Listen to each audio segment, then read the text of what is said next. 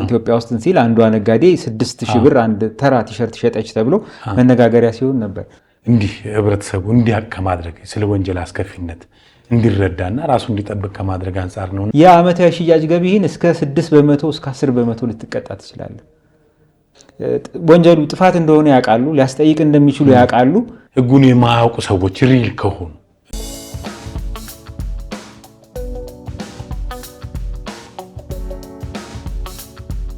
ሰላም ጤና ይስጥልኝ የተከበራችሁ ተመልካቾቻችን፣ በድጋሚ እንደምን አርፍዳችኋል። ይህ የሰንበት እንግዳ የተሰኘው ፕሮግራማችን ነው። እንግዲህ በዚህ ፕሮግራሞቻችን የተለያዩ ባለሙያዎችን እያቀረብን ለእናንተ ለተመልካቾቻችን ይጠቅማሉ የሚሉትን ሀሳቦች ያነሳሉ። የዛሬው እንግዳዬ ጠበቃ ሙልጌታ በላይ ይባላሉ። ችሎት የተሰኘው ፕሮግራም ዳኛና ጽሁፍ አዘጋጅ ናቸው። በርካታ ፕሮግራሞችን በማቅረብ ለህብረተሰቡ ጠቃሚ ምክሮችንና አስተያየቶችን የሚሰጡ ባለሙያ ናቸውና አቶ ሙልጌታ ወይ ጠበቃ ሙልጌታ እንኳን ደህና መጡ። እንኳን ደህና ቆየኝ። እንግዲህ አንቱ ማለት ግዴታ ስለሆነ ነው አንተ ልበል ከተፈቀደልኝ፣ ጠበቃን ሳያስፈቅዱ የህግ መተላለፍ እንዳይሆን ብዬ ነው። እስቲ መጀመሪያ ሙልጌታ እንደ ወደ ህጉ እንዴት ገባ? እንደ ባክግራውንድህ ምን ይመስላል? ባጭሩ ሙልጌታ እንተዋወቀው። እኔ እንግዲህ በማናቸውም ፍርድ ቤት የህግ አማካሪና ጠበቃ ነኝ። በጣም ረጅም ለሚባል ጊዜ በህግ አገልግሎት ላይ ነበርኩኝ። በአቃቢ ህግነት፣ በጠበቃነት፣ በተለያየ ህግ ጽሁፍ ስራዎች ላይ በተለይ ደግሞ ለአደባባይ የሚውሉ ልክ አንተ ቅድም የገለጽከው አይነት የችሎት ፕሮግራም አሁን ደግሞ ዘመኑን በመዋጀት በተለያዩ ማህበራዊ ድረገጾች ማህበረሰቡ ሊያውቃቸው ይገባል ብዬ የማስባቸውን የተለያዩ ቪዲዮዎች እሰራለሁ። እንደዚሁ መንግስት ሊያርማቸው ይገባል ብዬ የማስባቸውን የተለያዩ ጉዳዮች ማህበረሰባችን እንደ ማህበረሰብ ሊያስተውላቸው ይገባል፣ ሊያርማቸው ይገባል ብዬ የማስባቸው ነገሮች ላይ የተለያዩ ጽሁፎችን እንደዚሁም የቪዲዮ ሀሳቦችን እሰጣለሁ። እንግዲህ ከህግ ትምህርት ቤት ነው እንግዲህ ጠበቃ እንደመሆን የወጣሁት። በህግ መጀመሪያ ዲግሪ እንደዚሁም ደግሞ በሰብአዊ መብት ሁለተኛ ዲግሪ አለኝ ማለት ነው። እኔም በጣም ከአንተ በድረገጽ ከሚማሩ ተማሪዎች መካከል አንዱ ነኝ። በጣም ኢንትረስትድ ነው። በዚህ አጋጣሚ ካቴና ፕሮግራም እውቅና ይሰጣል። በጣም ነው የምናመሰግነው። እንግዲህ ውይይታችን በጣም ብዙ ሰዎች ቤት ቁጭ ብለው ሲያዩት የሆነ ግንዛቤ ይዘው እንዲወጡ ነው ይህን ፕሮግራም ማድረግ ያስፈልገንና ወንጀለኛው መቅጫ ላይ በትልቁ አለማወቅ ከህግ ተጠያቂነት አያድንም የሚል ሞቶ አለና ይሄ ማለት ምን ማለት ነው ከሚል ብንጀምር፣ አለማወቅ ከህግ ተጠያቂነት አያድንም ሲባል ምን ማለት ነው? ለምንድን ነው ሲያስፈልገው እንደዚህ ማለት?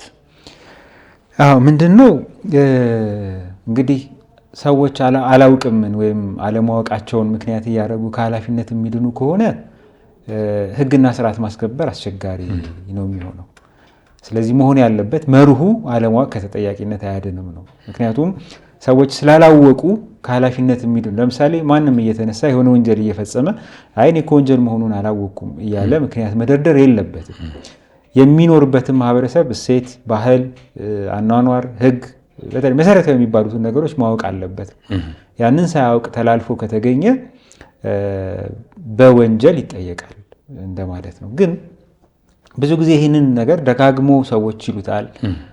እንደውም አሁን አንድ 10 ሰዎች ኢንተርቪው ብታደርግ ከ10ሩ 8ቱ ይህንን መርህ ሊነግርህ ይችላል። አለማወቅ ከተጠያቂነት አያድንም የሚለው ግን አለማወቅ ከተጠያቂነት አያድንም ብለን ስናስቀምጥ፣ በሌላ መልኩ ደግሞ ግዴታ እየጣልን ነው። እንደ መንግስት ወይም ደግሞ ይሄ ጉዳይ እንደሚመለከተው ተቋም ደግሞ ማህበረሰቡ እንዲያውቅ የማድረግ ግዴታ ግን አለብን። ህግህን ኮሜዲኖ ውስጥ ቆልፈህ ይዘህ ወይም ደግሞ አንድ ሸልፍ ውስጥ ደርድረህ አስቀምጠህ አለማወቅ ከተጠያቂነት አያድንም ስላልክ ብቻ በመሰረቱ የህግ የመጨረሻ ግብ ሰዎችን መበቀል አይደለም። አንድ ህግ ስታወጣ ሰዎች አጥፍተው ከምትቀጣቸው በመቅጣት አይደለም ደስታ የምታገኘው አይደል? ብዙ ጊዜ አሁን እንላለን ትራፊኮች በቃ የትራፊክ ደንብ ከተላ በቃ መቅጣት ሌላ ምንም እንትን የለውም አይደል? አንዳንዴ ግን ጥፋቱ ተፈጽሞ በመቅጣት ሳይሆን መርካት ያለበት ጥፋቱ እንዳይፈጸም ማድረግ። ለምሳሌ ባለፈው አንድ ቪዲዮ ለመስራት ያሰብኩት ጉዳይ ከዚህ ከሰሚት አካባቢ ወደ ሜክሲኮ እየነዳ ትራፊክ ፖሊሶቹ የፍጥነት መቆጣጠሪያ መሳሪያ ይዘዋል። ይዘው ግን የቱ ጋር የተቀመጡት ከርቡ ላይ ናቸው። እንደዚህ ደግሞ ረባዳ ቦታ ናቸው። መኪኖች አያዩዋቸውም። መኪኖች ይመጣሉ፣ በቃ ዳር ያዝ እያሉ በመደዳ አሰልፈውታል ሰውን በሙሉ ማለት ነው። ኦኬ ይሄኛው ምንድን ነው የሚያደርገው? ያጠፉትን ሰዎች ለመቅጣት ሊጠቅምህ ይችላል። ግን ያጠፋ ሰው መቅጣት አይደለም የህጉ ግብ። ሲጀመር ጥፋቱ እንዳይጠፋ አይደል? ፍጥነት ገዳይ ነው፣ ፍጥነት የሰው አካል ያጎድላል ተብሎ ነው አይደለ ፍጥነት የተከለከለው። ስለዚህ ሰዎች ህጉን መኖሩን አውቀው ከጥፋት እንዲቆጠቡ ማድረግ ነው የመጀመሪያ ግብ ሊሆን የሚገባው እንጂ ስራ በቃ አያገባኝም እንደዚህ ነው ብለህ ወደ ቅጣት ከመሄድ ይልቅ እና እዛ ላይ ምንድን ነው ያለኝ የኔ ሀሳብ ወይም ሌሎች ያደጉ ሀገሮችም የሚሰሩበት ካሜራ በግልጽ ነው የሚቀመጠው። አንደኛ የፍጥነት ወሰን በግልጽ ይቀመጣል። ቀጥሎ ደግሞ ካጠፋ እያየሁ ነው የትም አታመልጥም በሚል በግልጽ ማስቀመጥ። ከዛ ማህበረሰቡ ፖሊስ አለ የለም ከሚል ነገር ውስጥ ይወጣል። በቃ እየታየሁ ነው ሰሟን እያየኝ ነው ብሎ ያስባል። እንደዛ በሚሆንበት ጊዜ ከፍጥነት ይቆጠባል። ስለዚህ ግብህን ታሳካለህ ማለት ነው። ግን አለማወቅነት ከተጠያቂነት አያድንም ሲባል ከዚህ ነው የሚጀምረው። ከግልጽነት እንዲያውቁ የሚቻለውን ሁሉ በማድረግ ፍትህ ሚኒስቴር፣ ፖሊስ፣ የተለያዩ ሚኒስቴር መስሪያ ቤቶች ህጎቻቸውን ማህበረሰቦቻቸው እንዲያውቁላቸው ለማድረግ ከፍተኛ ጥረት ማድረግ አለባቸው። ይሄ ትምህርትና ስልጠና የምንላቸው ዘርፎች ምንድን ነው እየሰሩ ያሉት? ምን ያህል ነው ማህበረሰቡ የእነሱን ነገር እንዲያውቅላቸው ያደረጉት? ማህበረሰቡ ይሄንን ካላወቀ እነሱ በሚሉት መስመር ስለማይገባ መቶ ችግር ነው የሚሆንባቸው። አንደኛ ከዛ የጥፋት ቅሬታ ስታርም እንደዚህ ሆነ እንደዚህ ተደረገ እያልክ ከነሱ ጋር ስትሟገት ትኖራለህ። ግን አንድ ማህበረሰብ ቀድመህ ካነቃኸው ስላንተ በደንብ ካወቀ አንደኛ ይዘጋጃል፣ ከጥፋት ይቆጠባል። አንተ ጋር ሲመጣ የሚያስፈልገውን ነገር ይዞ ይመጣል። አንተም እሱም ቀሏችሁ በጊዜ ተጠቅማችሁ መሄድ ትችላላችሁና አለማወቅ ከተጠያቂነት አያድንም ብለን ማህበረሰቡን ላይ እንደጫነው ሁሉ እንዲያቅ የማድረግ ኃላፊነት የመንግስት ነው የሚሆነው እና ለሱ ትልቅ ቦታ መስራት ያስፈልጋል። ለዛ ነው ችሎት ለዚህን ሁሉ ዓመት ከተለያዩ ድርጅቶች እና ተቋማት ጋር በመሆን የተለያዩ ህጎችን ለማስተዋወቅ ለማስተማር ጥረት እያደረገ የቆየው ማለት ነው። እስካሁን ያለው ህጉን የማሳወቁ ሂደት እንዴት ይመለከቱታል? እንደተባለው ነው አለማወቅ ከህግ ተጠያቂነት አያድንም 4 ነጥብ። ግን እንዲያውቅና አውቆ ከነገሮች እንዲቆጠብ ወይ ደግሞ ወንጀሉ ሳይፈጽም እንዲከላከል በማድረግ በኩል የተሄደበት ርቀት እንዴት ያዩታል? አንድ ሁለተኛ ምንስ መደረግ አለበት? በኔ እይታ በኔ ሚዛን ማህበረሰቡ እንዲያውቅ ተደርጓል ብዬ አላስብም። አሉ እዚህም እዛም ጥረቶች አሉ። እኛም ፕሮግራም ትጠቅሳለ፣ በየዜናው የሚነገሩ በየተለያዩ ፕሮግራሞችን አንዳንድ ተቋማት እየተጠቀሙ ራሳቸውን ለማስተዋወቅ የሚሞክሩት ሙከራዎች አሉ። ሙከራ የለም ብዬ ልክድ አልችልም። ግን ያ ሙከራ ምን ያህል ማህበረሰቡን አንቅቶታል? ምን ያህል ነው የተሰራው? ምን ያህል ትኩረት እንሰጣለን? አንድ ወቅት የችሎት ፕሮግራም በምንሰራበት ጊዜ ደጋግሜ የተለያየ ቦታ ላይ ስጠቅሶ የነበረ ምሳሌ ነውና ኳስ የሚታይበት ወይም ኳስ ስፖንሰር ጥያቄ እና እኛም ፕሮግራም ደግሞ ስፖንሰር ጥያቄ ለአንድ ተቋም ቀርቦለት የእኛ ጥያቄ ውድቅ ሆኖ የስፖርት ጥያቄ ተቀባይነት ያገኘበት ያን ሲያደርግ ይገባናል። ብዙ ሰው የሚያየው ኳስ ነው። ስለዚህ እኔ የበለጠ ተጋላጭ መሆነው እዛ ጋር ራሴን ባስተዋውቅ ነው እንጂ አንተ ጋር አይደለም ብሎ አስቦ ሊሆን ይችላል። የማህበረሰቡም ችግር ነው። ማህበረሰቡ ምን ላይ ነው እየዋለ ያለው? አለማወቅ ከተጠያቂነት አያድንም የሚል ነገ በእንደዚህ አይነት ነገር ኃላፊነት ውስጥ ቢወድቅ ህይወቱን አደጋ ላይ የሚጥል፣ አካሉን አደጋ ላይ የሚጥል፣ ንብረቱን አደጋ ላይ የሚጥል፣ ቤተሰቡን አደጋ ላይ የሚጥል ጥፋት ውስጥ ገብቶ ተጠያቂ ሆኖ ጠበቃ ፍለጋ ወይኔ እንደዚህ አይነት ችግር ገጠመኝ እንዴት ይሻለኛል፣ ለፖሊሱ እንደዚህ ላደርግ ወይ ለዳኛው በዚህ ጋር ልስጦ የሚል ችግር ውስጥ ገብቶ ከሚጨነቅ ይልቅ አስቀድሞ ትንንሽ ነገሮችን ማወቅ እየቻለ ባለማድረጉ ምክንያት ችግር ውስጥ እንዳይገባ አንዳንዴ ሲሪየስ ይሆኑ ስትሰማቸው ምቾት የማይሰጡ ሊሆኑ ይችላሉ፣ ደስታ ላይ ሰጡ ይችላሉ። ልክ እንደ መዝናኛው ዓለም ግን ትንሽ ትኩረት ሰጥተህ ማየት እና ማወቅ መቻል አለብህና እንደ ህጉን የማሳወቅ ግዴታ ያለበት እንደ ማህበረሰብ ስናየው ገና የሚቀሩ ነገሮች አሉ። አሁን ማህበራዊ ሚዲያው ጥሩ ነገር እያመጣ ነው። ብዙ ሰዎች ሲሪየስ የሆኑ ነገሮችን መከታተል ጀምረዋል።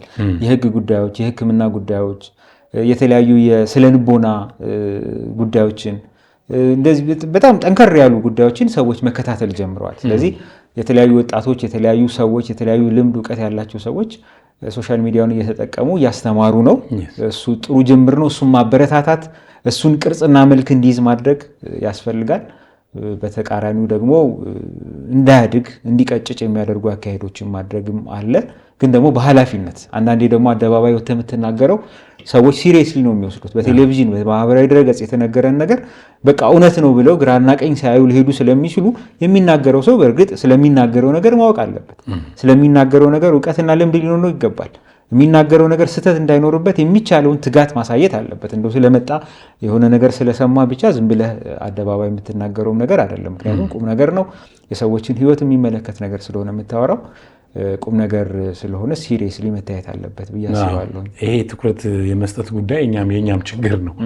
ይህን ፕሮግራም ስንዘረጋ እንዲህ ህብረተሰቡ እንዲያውቅ ከማድረግ ስለ ወንጀል አስከፊነት እንዲረዳና ራሱ እንዲጠብቅ ከማድረግ አንጻር ነውና እኛም በጠየቅናቸው እንትኖች እንደዚህ አይነት ትኩረት የመስጠት ነገር አለና ሶሻል ሚዲያውን ዩቲዩቡን ሶሻል ሚዲያ ላይ ያሉ ቪዲዮዎችን ምን አይነት ፕሮግራሞች በርካታ ተከታዮች አገኙ፣ ምን አይነቶቹ ብዙ ኢንጌጅመንት አላቸው ብለህ ብትጠይቅ ቧልቱ፣ ሳቁ፣ ጨዋታው፣ ኳሱ ከሌን ገመና እንዲያደረገው የሚለው ብዙ ትኩረት ያገኛል፣ ብዙ ተመልካች ያገኛል፣ ብዙ ይበረታታል። ብዙ ሲበረታታ ብዙ ገመናዎችን፣ ብዙ ጨዋታዎችን፣ ብዙ ቧልቶችን፣ ብዙ ቀልዶችን፣ ብዙ ዋልጌ ነገሮችን ይዞ ወደ ማህበረሰቡ ዘንድ ይመጣል። ለምን? እያበረታታ ነው፣ አድርግ እያለው ነው። በምን? ላይክ እያረግን ነው። ለምን? ኮሜንት እየጻፍን ነው። ስለዚህ እንደዛ ባረግን ደግሞ ቁጥር የሶሻል ሚዲያው አልጎሪዝም ደግሞ ይሄንንማ ማህበረሰብ ይሄ ይፈልጓል፣ ያመጣል፣ ያቀርባል። ስለዚህ ቁም ነገሩ ለሀገር፣ ለወገን፣ ለማህበረሰብ የሚጠቅመው ነገር ሳይታይ ትኩረት ሳያገኝ የሚቀርበት ሁኔታ ስላለ እንደ ማህበረሰብ አይደል ነጋዴ የሚሸጠው ሸማች፣ ገበያተኛ፣ በላተኛ ሲኖር ነው።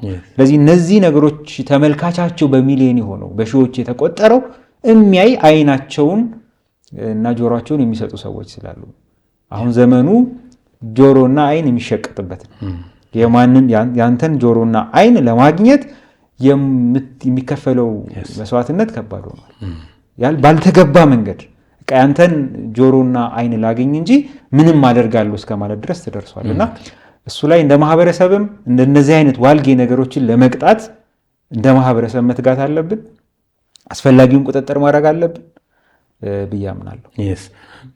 እንግዲህ ያው አለማወቅ ከህግ ተጠያቂነት አያድንም ከሚለው ርዕስ ሳንወጣ ብዙ ጊዜ ህጉን የማያውቁ ሰዎች ሪል ከሆኑ ሪል ማለት አንዳንዱ ለምክንያት ሊጠቀምበት ይችላል። ህጉን አላውቅም የማያውቁ ያልተማሩ ከገጠር የመጡ ምስኪን የሆኑ ሰዎች አሉ።